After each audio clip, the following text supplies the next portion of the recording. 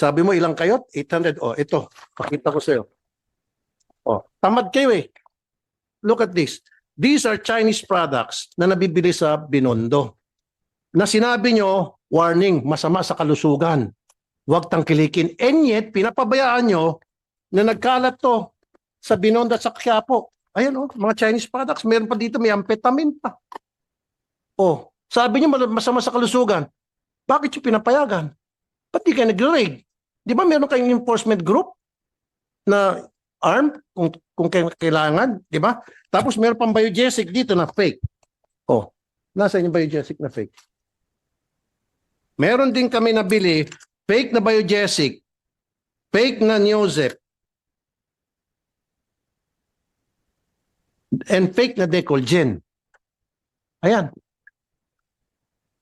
Alam nyo, Director General, itong mga fake na medicines, hindi natin alam kung anong formulation ito. Maring masama sa kalusugan to. Kung hindi man siguro effective, okay lang sana. Hindi tumatalab. Pero paano kung may side effect? Bakit hindi nyo po nahuhuli ito? Ba't kami? 800 ang tao nyo, kami ang tao ko, 2 lang ang tumutok dito, ang dami namin nagawa. Yung sinasabi nyong 1,000, 50,000 mga nakumpiska nyo, kung kami nga, milyonista agad. 2 tao lang. Ano pa? Napa-down namin, na-flag down.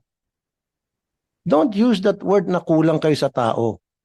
O katulad yung sinabi ni Senator Erwin sa Palawan, since 2018,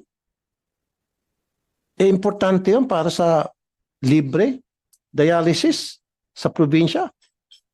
Hindi ma-approve-approvean. Why? Kasi hindi kayo nakafocus doon. Kasi walang lagay yun eh.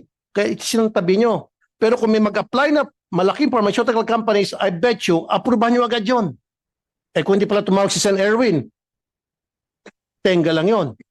It's either inutil, tamad, or nag-aantay ng lagay. Ganun lang po yun. You guys are not doing anything. Akala ko ba mag-resign ka? Paano yan, sir? Yung hinamo kita dito noon na kapag naipa-down ko yung mga hindi nyo mapa-down for so many months and years, mag-resign ka. Sabi mo, we will comply.